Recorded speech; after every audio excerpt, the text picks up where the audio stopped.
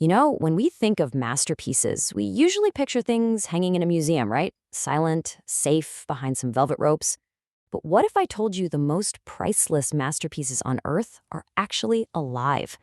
They're the result of millions of years of evolution, and they are quietly disappearing. Just look at this. This is a mountain gorilla, one of our closest relatives on the planet. You can almost feel the power, the deep intelligence, just from his gaze. He is the king of his own world, a high-altitude cloud forest, a living, breathing work of art. So that really gets to the heart of what we're talking about today. What if the world's most incredible art wasn't made of stone or canvas, but of flesh and bone? And what if it was just vanishing right in front of us? Well, the thing is, that's exactly what's happening. So let's take a quick trip around the globe, shall we? I want to introduce you to some of these masterpieces. These are the real specialists, the outliers, the kind of creatures that are truly one of a kind, living right on the edge. Okay, first stop, Madagascar. Meet the golden-crowned sifaka. This incredible primate lives in just a tiny little fragment of forest, and it gets around by, well, dancing. It leaps sideways from tree to tree in this incredibly elegant way. It's just amazing to watch. All right, from there, let's head over to Vietnam and meet the forest musk deer. Now, people often call this the vampire deer, and you can see why. Instead of antlers, the males grow these unbelievable saber-like tusks. So cool, right? But tragically, they're poached for a scent gland that produces the world's most expensive aromatic.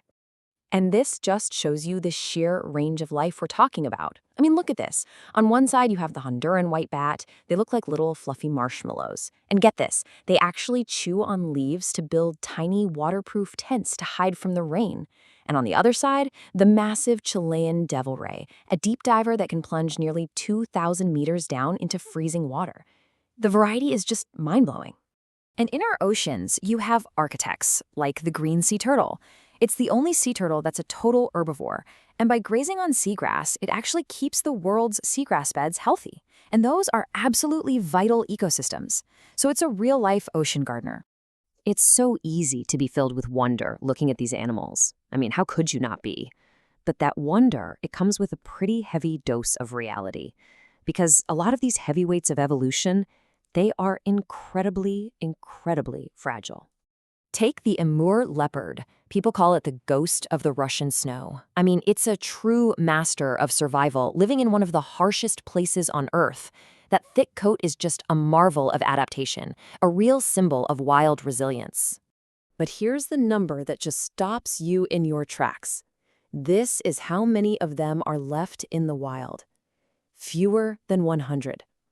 That's it. In the entire world.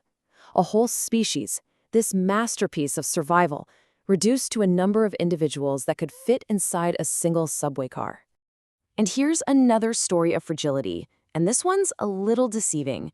This is the Javan slow loris. Those big eyes make it look so cute, right? But you know that pose you sometimes see in viral videos where its arms are up? That's not it being cute. That's actually a defense posture. It's mixing venom from glands on its elbows to deliver a toxic bite. Sadly, that unique defense hasn't saved it from the illegal pet trade. Now, meet the pangolin, a living, breathing tank covered in this incredible armor made of keratin. Yep, the same stuff as our fingernails. It even walks on its hind legs just to protect its huge digging claws. And for that very armor, it has become the single most trafficked mammal in the world. Okay, so hearing all of this, it can feel pretty overwhelming. It can feel hopeless. But this is where the story shifts. This is the point where our sense of wonder has to turn into a sense of will. Because when we actually decide to act, human intervention can work absolute miracles. Just look at this little fluff ball. This is a kakapo chick. The kakapo is a flightless, kind of honey-scented parrot from New Zealand. At one point, their entire global population was down to just 51 individuals. But a small group of incredibly dedicated people decided that was not going to be the end of their story. And this right here is the core message. These animals, the kakapo, the mountain gorilla whose numbers are actually on the rise, they aren't just symbols for what we stand to lose. No, they are living, breathing proof of what is possible when we as a group decide to care. And that care comes from people like this. These are the specialists, the real boots-on-the-ground experts. People like the gorilla doctors in Rwanda or the kakapo recovery team in New Zealand.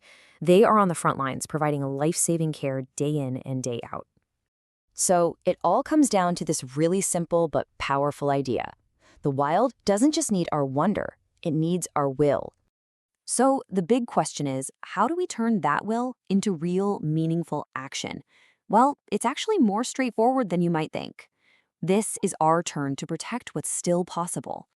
Let's break it down. First, support the specialists. These are organizations like the Gorilla Doctors or the Pangolin Crisis Fund. Second, be a conscious consumer. Simple choices like looking for sustainable palm oil when you're at the grocery store can protect vital habitats. And third, and this is huge, spread the word. Education is always the first step. Tell someone you know the story of the vampire deer. And this is the mindset shift we all need. This isn't some desperate last-ditch effort to cling to the past. It's a hopeful, forward-looking mission to create a future where these incredible species can actually thrive. It's all about protecting the possibilities that still exist out there. And so we come full circle back to the king of the mist. The mountain gorilla population has actually rebounded, and it's because of total protection. This animal is the ultimate beacon of hope, showing us, proving to us, that when we commit, we can pull these masterpieces back from the very brink. And in the end, I think Sir David Attenborough said it best. It's surely a responsibility to do everything within our power to create a planet that is fit to live in and that is capable of sustaining all of us, not just humans, but the entire community of life on Earth.